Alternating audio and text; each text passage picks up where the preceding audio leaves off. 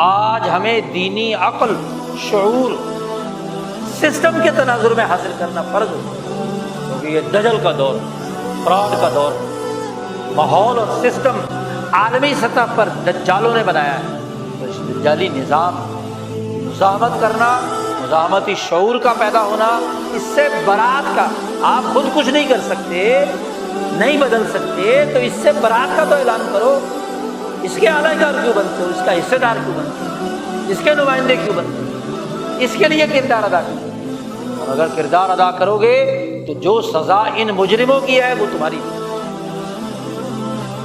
اللہ پاک نے نقشہ کھینچا ہے نا قیامت میں، کہ جو متبعین، پیچھے چلنے والے ضعفاء، کمزور بیچارے، لیڈروں کے تھیلا اٹھانے والے کے پیچھے چلنے والے، ان میں، اور جو بڑے بڑے لیڈر ہیں ان میں ماں مکالمہ ہو، تو وہ کمزور لوگ جب دیکھیں گے نا بڑے بڑے لیڈر بدماشوں کو، کہیں گے اللہ میاں ان کو ڈبل عذاب دے، انہوں نے ہمیں گمراہ کیا، اضلونا، انہوں نے ہمیں گمراہ کیا۔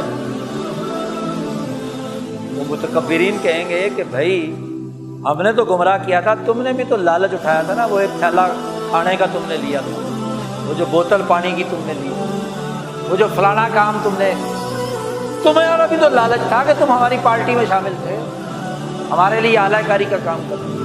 اللہ میاں کہے گا چپ ہو جاؤ، لکل ضعف، تم سب کے لیے برابر کی سزا، ڈبل سزا۔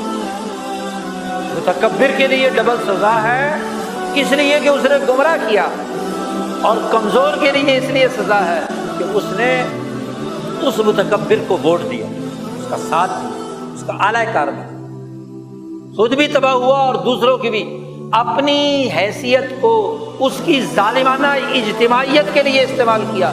لکل ضعف ولکن لا تعلمون، لیکن تم جانتے نہیں ہو، تم دونوں کو ڈبل عذاب۔